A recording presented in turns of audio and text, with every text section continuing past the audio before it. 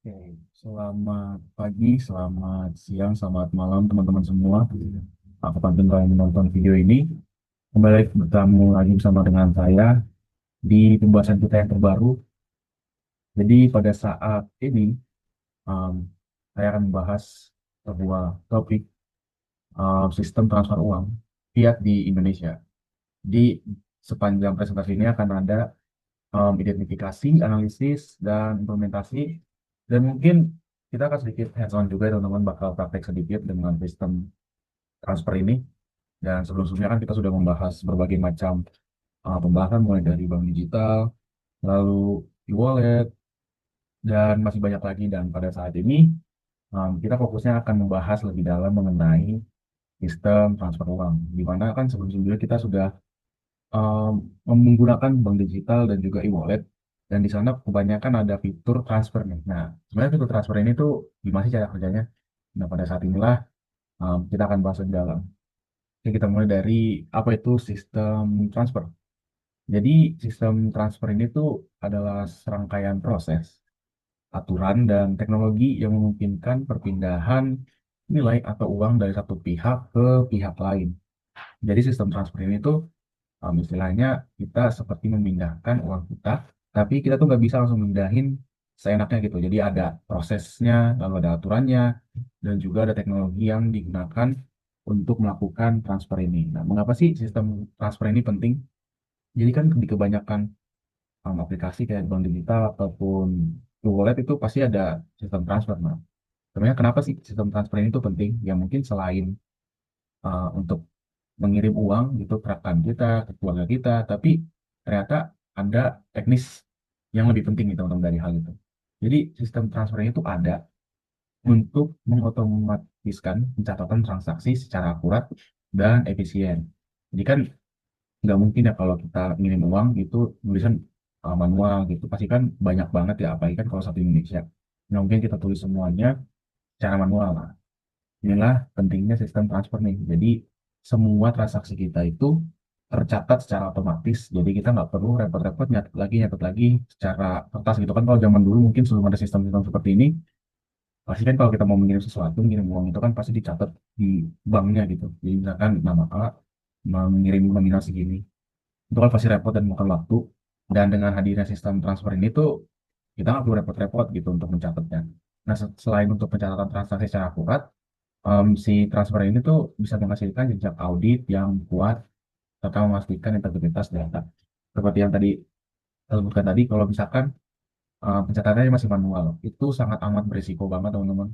Berisiko uh, pencatatan yang tidak baik, tidak benar gitu, tidak tidak sesuai dengan yang seharusnya gitu. Kalau menggunakan sistem manual, misalkan transfer uang itu sekitar 10 juta, tapi karena masih manual, ditulislah 5 juta biar nggak ketahuan gitu. Nah, fungsinya sistem ini tuh untuk menghindari hal-hal seperti itu. Jadi sistem itu bisa memastikan data-data yang ada gitu, data transaksi yang kita lakukan itu memiliki integritas gitu, memiliki um, validasi yang kuat. Nah, selain hal-hal itu juga data-data yang ada ini tuh juga bisa membuat keputusan bisnis. Kan karena bank itu juga kan nggak mungkin nyimpen uang doang, mereka pasti berbisnis juga. Dan itulah tadi pentingnya. Dan nextnya itu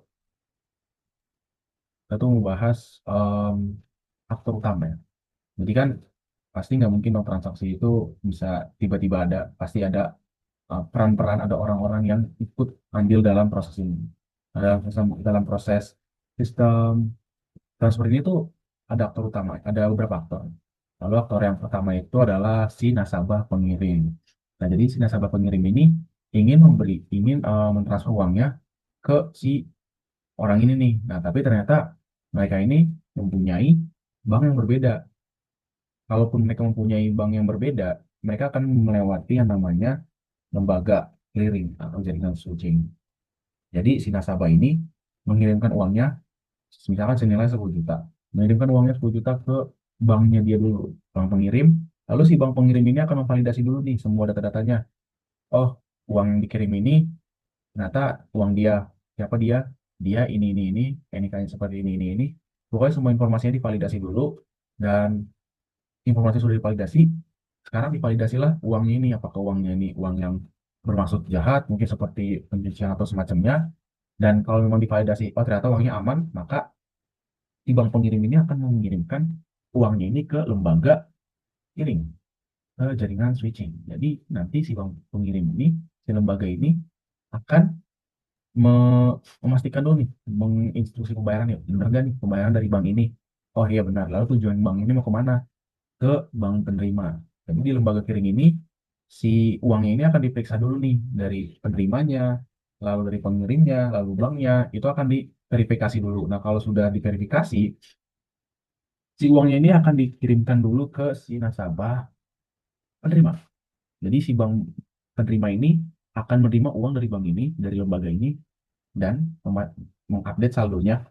Jadi saldo yang ada di rekening si penerima ini akan bertambah, begitu. Itu aktor-aktor utama regulatornya ya, teman-teman. Jadi di sini ada peran penting dari OJK dan Bank Indonesia karena dua lembaga itu adalah lembaga yang berurusan dengan keuangan yang ada di Indonesia. Nah, nextnya itu, tadi kan kita udah membahas ya mengenai aktor-aktor utama. Dan ternyata ada nih jenis-jenis transfer nih, nggak cuman antar bank doang. Kalau tadi kan ilustrasinya kan itu antar bank ya, dari bank A ke bank B. Nah, ternyata bukan hanya itu aja sih teman-teman. Ternyata banyak nih jenisnya. Kita mulai dulu pertama dari sistem antar bank. Tadi kan kita sudah melihat em, ilustrasi dari bagaimana uang ini tuh ditransfer gitu. Nah, di sini tuh ada beberapa jenis sistem transfer uang beserta dengan karakteristiknya. Pernah nggak sih teman-teman itu sempat pengen nih ngirim uang? Lalu pas pengen ngirim uang, kalian mencet nih metodenya, metode pengirimannya. Dan ternyata di situ nggak cuma satu, nggak langsung antar bank, bank C udah selesai, nggak. Ternyata ada pilihannya, ada BI Fast, ada RTGS, Real Time Gross Settlement, dan sebenarnya masih ada lagi, cuman kita ambil dua ini aja teman-teman. Nah, kalau BI Fast ini mungkin teman-teman pernah menggunakan atau mungkin sering ya. Jadi BI Fast ini tuh sebuah sistem yang dikeluarkan oleh Bank Indonesia. Jadi Bank Indonesia ini mengeluarkan sebuah sistem untuk mentransfer gitu lewat B, lewat Bank Indonesia. Ini kan kalau sebelum-sebelumnya kan tanpa BI ini kan mereka kan akan lewat banknya masing-masing ya. Nah kalau lewat BI ini ya nanti uangnya akan dikirim dulu ke Bank Indonesia, lalu dari Bank Indonesia akan dikirim ke si bank penerimanya. Nah karakteristiknya si BI Fast ini tuh biayanya lebih murah nih bang daripada metode yang lain, dan tentunya BI Fast ini tuh udah real time dan juga bisa online, jadi bisa cepat lah mengirimnya, dan teman-teman pun juga bisa melihat um, real time seperti apa. Dan karakteristik untuk transaksinya itu si BI Fast ini hanya sampai 250 juta per transaksi. Jadi di atas 250 juta tidak akan diterima gitu, tidak akan bisa diproses karena maksimalnya hanya 250 juta per transaksi. Memang murah, tapi untuk mengirimkan uang-uang yang besar di Fast ini agak cukup terkendala karena hanya 250 juta gitu. Apalagi kalau kalian perusahaan, apalagi kalau kita punya perusahaan mau mengirimkan uang, nggak mungkin eh, akan sulit sih menggunakan BI Fast ini. Nah, kalau BI Fast ini tuh jam operasionalnya itu 24 jam, jadi teman-teman bisa bebas kapan aja mengirimkan uang. Mau itu misalkan tengah malam tiba-tiba, oh ya ingat sesuatu hal, lalu teman-teman mentransfernya, BI Fast ini bisa banget karena operasional dia adalah se 24 jam. Nah, selain BI Fast itu ada yang namanya TJS atau Real Time Gross Settlement. Nah, namanya aja real time ya, berarti si RTGS ini tuh transaksinya itu real time, nggak menunggu. Dan biaya transaksinya ini um, lebih baik daripada si BIPS karena biaya transaksinya itu bisa di atas 100 juta. Di atas, bukan maksimal. Kalau BI kan 250 juta per transaksi, berarti sudah dibatasi. Nah, kalau si RTGS ini tuh bisa di atas 100 juta. Misalkan 300 juta pun bisa. Nah, tapi ya mungkin minusnya itu biayanya itu relatif lebih mahal ya teman dari BIPS. Nah, kalau BIPS itu kan mungkin cuma sekitar 2.500 lah. Nah, kalau si RTGS ini bisa lebih. Nah, nanti kita akan lihat di tabel perbandingan mengenai hal ini. Dan si si RTGS ini tuh bersifat gross settlement yang dimana transaksinya itu dilakukan atau diselesaikan satu per satu. Jadi si RTGS ini tuh berbeda sama BI Fast. Kalau BI Fast kan langsung kayak langsung cepat gitu kan. Kalau si FTJS itu transaksinya itu diselesaikan satu persatu. Seperti query lah. Jadi misalkan transaksi A masuk, transaksi B masuk. Jadi yang diselesaikan duluan adalah si transaksi A, lalu transaksi B dan seterusnya. Nah, selain antar bank, ada yang namanya sistem transfer rekening bank, sesama rekening bank. Nah, kalau ini jauh lebih simpel daripada antar bank, karena kalau antar bank kan perlu proses dari bank A ke bank B lewat sebuah lembaga lagi, sebuah lembaga switching. Nah, kalau sesama bank ini tidak perlu, karena kan ini sesama bank. Jadi, hanya perlu um, hanya perlu nomor rekening saja, dan saldonya itu akan otomatis terupdate. Dan karakteristiknya ini, si sesama bank ini tuh kecepatannya hampir selalu real time, karena kan mereka satu bank ya. Jadi nggak terlalu banyak trafficnya. Dan umumnya biayanya itu tuh gratis. Karena kan emang nggak perlu lembaga, nggak perlu kita membayar suatu lembaga untuk melakukan hal ini. Dan ya kan memang satu bank, jadi biayanya gratis. Dan seperti yang saya sebutkan tadi, prosesnya itu sederhana karena nggak perlu lewat switching, lembaga switching. Jadi misalkan eh, teman-teman misalkan mau mengirimkan uang ke rekan teman-teman, banknya sama. Dan contoh banknya Bank Biru gitu kan. Karena sama-sama Bank Biru, teman-teman itu nggak perlu namanya menunggu proses yang lama karena kan emang satu bank ya. Gitu. Nah, selain sesama bank, ada juga sistem e-money. Kayak yang kemarin kita bahas kemarin ya, sistem e-money. Nah, kalau karakteristiknya e-money itu cukup berbeda dengan bank, karena kan memang berbeda ya. E-money kan jatuhnya itu kan kayak dompet digital aja. Kalau bank itu kan bank nyimpan, nabung, semuanya. Nah, kalau e-money itu mempunyai karakteristik tuh uangnya itu nggak disimpan di bank konvensional atau tradisional. Karena tadi yang saya sebut tadi, e-money ini tuh ya dompet digital yang berbasis aplikasi. Dan tentunya kalau e-money itu lebih cepat, instan banget dan real time. Ya kalau teman-teman mungkin TF nih ke teman-teman yang lainnya, akan ngasih uang transfer uang 10.000. Saat itu juga pun bisa langsung bertambah 10.000, nggak menunggu berapa detik dan beberapa menit. Nah kalau si e-money ini tuh pastinya mudah ya, karena kan dia jasa aplikasi dan kita pun sehari-hari menggunakan handphone kita, dan di wallet ini tuh sangat amat praktis dan mudah diakses. Dan tentunya setiap e-money itu tuh punya ekosistemnya tersendiri. Mereka nggak bisa sama. Nah, ini dia. Kita tiba ke tabel perbandingan. Tadi kan kita sudah membahas sedikit mengenai BIFAS, TJS, karakteristik mereka. Nah, kita mau coba melihat dari tabel perbandingan ini. Nah, kalau kita lihat dari BIFAS ini, kelebihannya itu cepat, murah, dan real time. Walaupun ada kekurangannya ya tadi ada limit nominalnya. Jadi dia itu memiliki nominal 250 juta per transaksi. Nah, untuk keamanannya itu BIFAS itu menggunakan OTP dan enkripsi. Sedangkan RTJS kelebihannya itu ya real time dan nominalnya itu lebih besar. Dia lebih besar daripada si BI Fast. Tapi ya kekurangannya biayanya tinggi, biaya transaksinya tinggi. Dan keamanannya itu lebih menggunakan sistem clearing gitu. Nah, kalau intrabank atau sama bank itu yang pasti kelebihannya itu instan karena satu bank dan praktis juga. Cuma kekurangannya ya hanya sama bank saja. Kalau misalnya teman mau mengirim ke bank lain ya nggak bisa. Harus menggunakan BIFAS atau RTGS.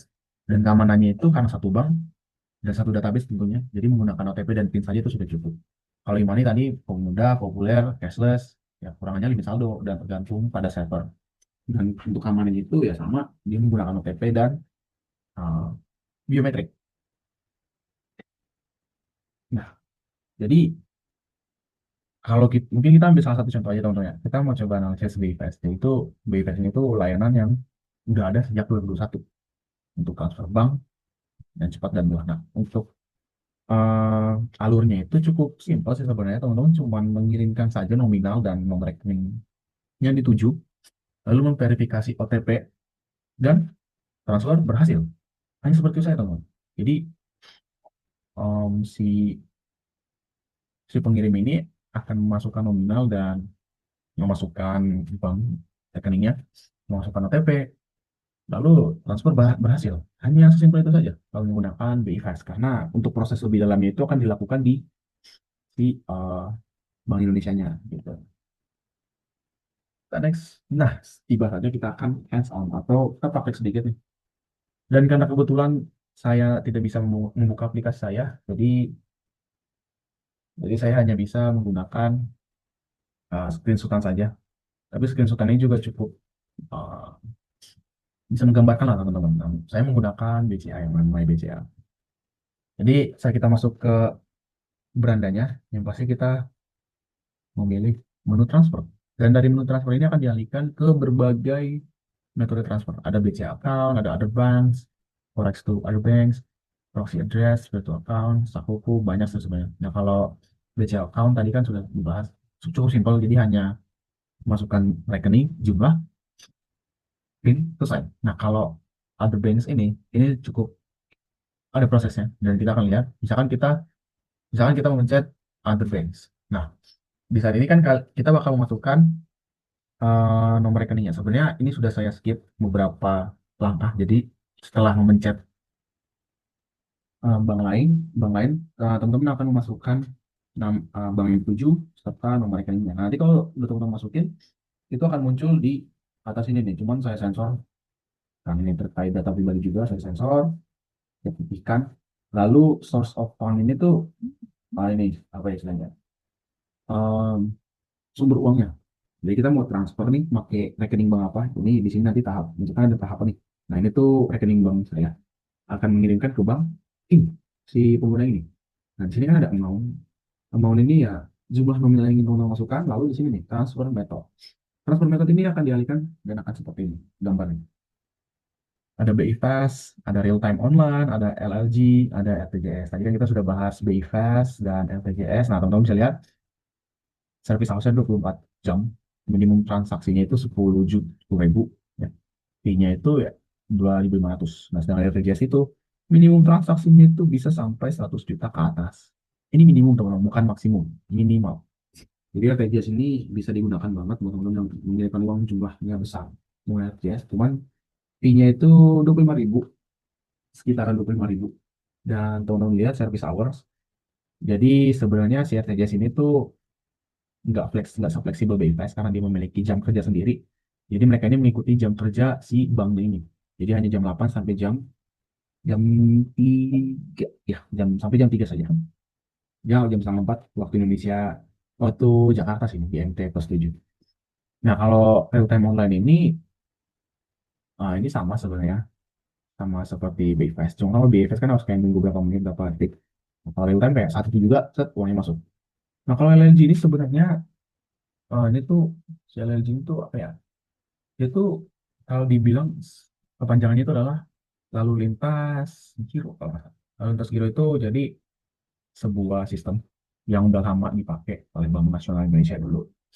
Jadi LLG ini tuh menuju pada sistem yang dimana apa ya, transfernya ini prosesnya itu tuh dilakukan secara kolektif dan terjadwal. Jadi nggak real time. Jadi kalau menggunakan LNG ini tuh teman-teman nggak bakal real time karena semua transaksi itu akan dikumpulkan dulu dalam satu sesi tertentu, misalkan dalam satu hari. Misalkan dalam satu hari itu beberapa kali, dan beberapa kali itu akan dikumpulkan dulu, dan setelah dikumpulkan dan memenuhi batas untuk pengiriman, maka bank ini akan mengirimkan uangnya. Jadi kalau LNG ini tuh cukup rumit karena bukan rumit sih, harus menunggu karena dia harus mengumpulkan dulu, dikolektifin dulu, dan uangnya sudah mencapai target wajib lalu dikirimkan ke masing-masing banknya. Nah, kalau LNG ini tuh lebih cocok untuk apa ya, untuk proses seperti pemberian gaji dan pembayaran tagihan, sama seperti itu sih. Nah, jadi teman-teman kalau udah milih ini tinggal pilih nih mau BI Fast, LNG, RTGS, real time online. Teman-teman tinggal sesuaikan aja sama kebutuhan teman-teman, seperti itu. Dan itu tadi. Jadi hanya itu saja teman-teman yang bisa kita bahas dari si sistem transfer ini. Dan sebenarnya masih banyak yang bisa kita bahas, tapi kita membahas yang cukup populer dulu yaitu BIFAS.